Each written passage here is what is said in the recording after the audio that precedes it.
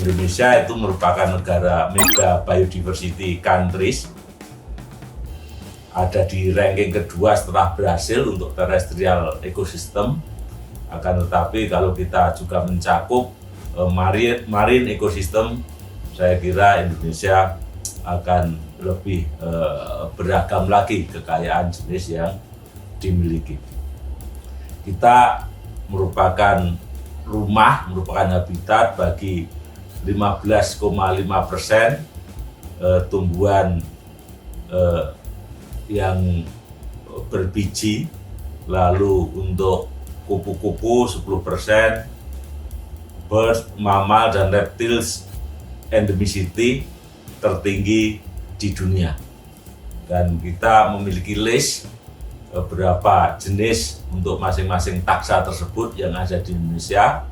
Namun demikian, ternyata masih banyak spesies-spesies yang belum diidentifikasi, sehingga setiap tahun KLHK mengadakan eksplorasi dan kita harapkan setiap tahun kita juga bisa melonsing jenis-jenis baru yang ditemukan, terutama dari daerah-daerah blind spot yang tidak banyak penelitian dilakukan di sana.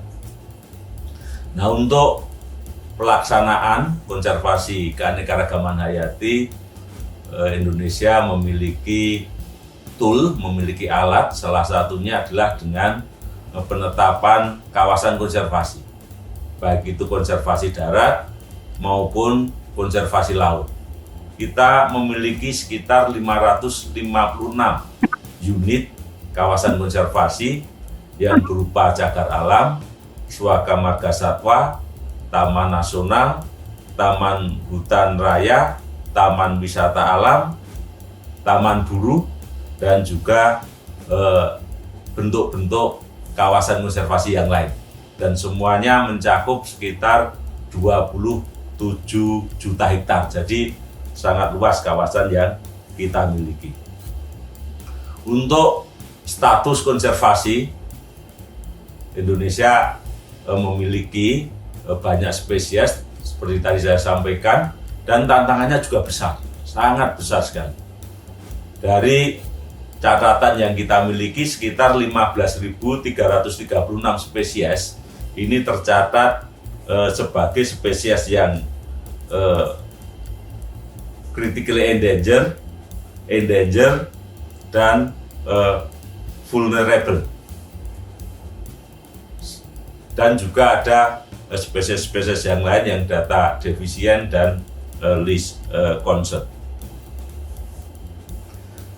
Indonesia sebagai negara yang memiliki spesies dalam jumlah besar, keanekaragaman hayatinya tidak hanya terbatas pada kawasan konservasi yang 27 juta hektar tadi, tapi juga tersebar di banyak area yang kalau kita identifikasi dan kita verifikasi, sampai saat ini kita sudah mencatat sekitar 38,42 juta hektar kawasan yang memiliki nilai konservasi tinggi, dilihat dari keberadaan spesies yang dilindungi, keterancamannya, dan tingkat endemisitas dari spesies tersebut.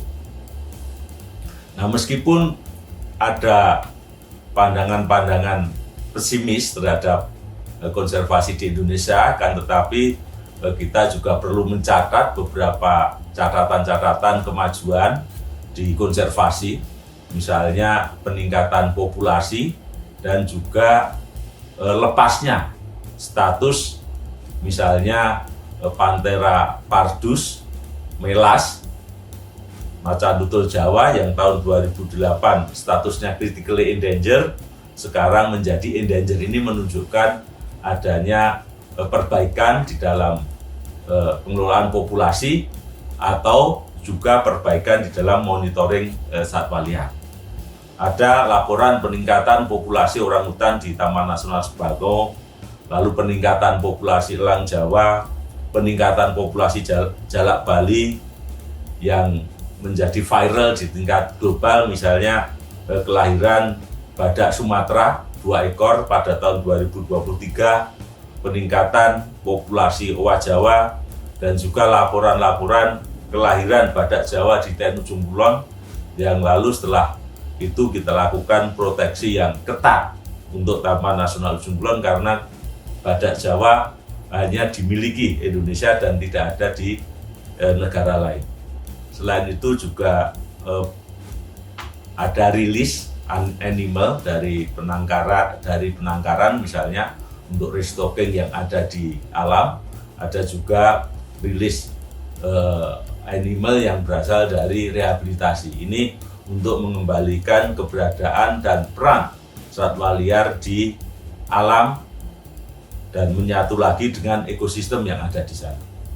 Nah, selain ada peningkatan spesies, upaya pemanfaatan keanekaragaman hayati juga akan kita mulai dengan pemanfaatan sains dan teknologi yang saat ini belum banyak kita kuasai, akan tetapi kita mulai banyak memanfaatkan dan mulai mengurus hak paten untuk beberapa temuan bioprospecting, misalnya pemanfaatan Tridemia hirta dari Taman Nasional Gunung Merapi dan pemanfaatan beberapa mikroorganisme untuk peningkatan kesuburan tanah dan untuk anti frost.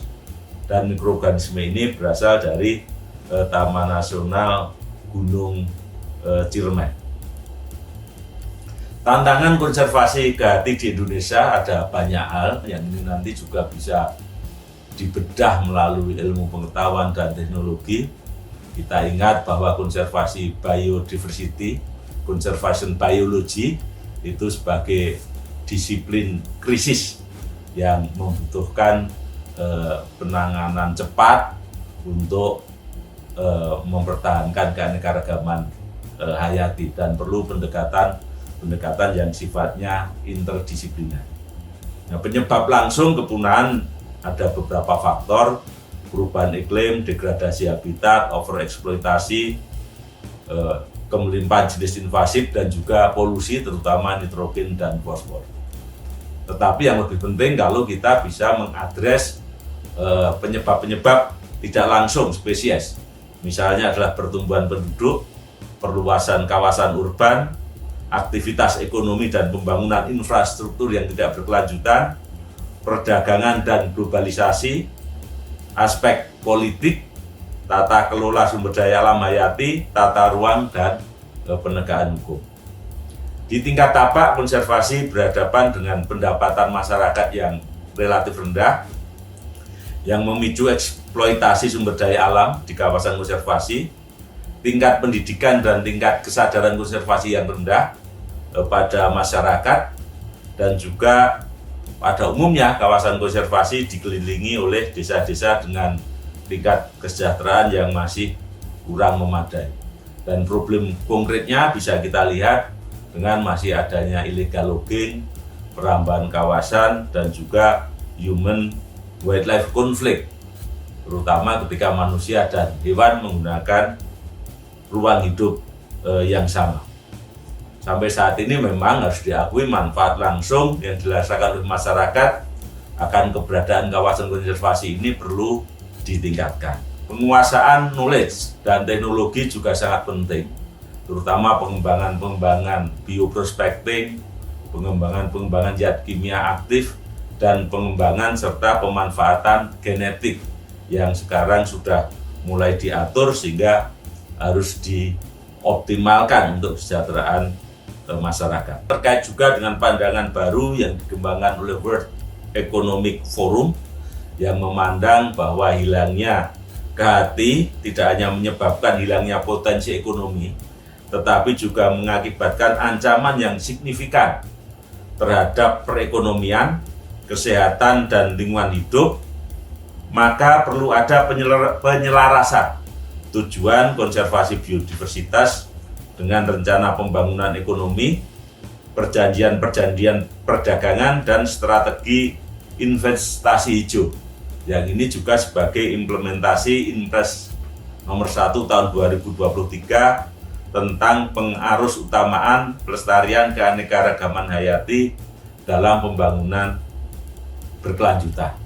Nah, inovasi pendanaan Dengan peningkatan kolaborasi antara publik dan private sector, ini sangat penting untuk mengatasi keterbatasan anggaran negara di dalam pelaksanaan konservasi sumber daya alam hayati. Nah, peran sains saya kira tidak terbatas pada peran-peran ilmu hayati dan natural science, tapi ilmu politik, ilmu ekonomi, sosial budaya, sosiologi, antropologi, dan lain sebagainya sangat penting untuk mengelola keanekaragaman hayati di Indonesia. Kami mengharapkan sumbangan para ilmuwan akan semakin nyata ke depan dan semakin erat kerjasama antara akademisi dengan Kementerian LHK untuk melestarikan keanekaragaman hayati sebagai aset nasional dan modal pembangunan yang berkelanjutan.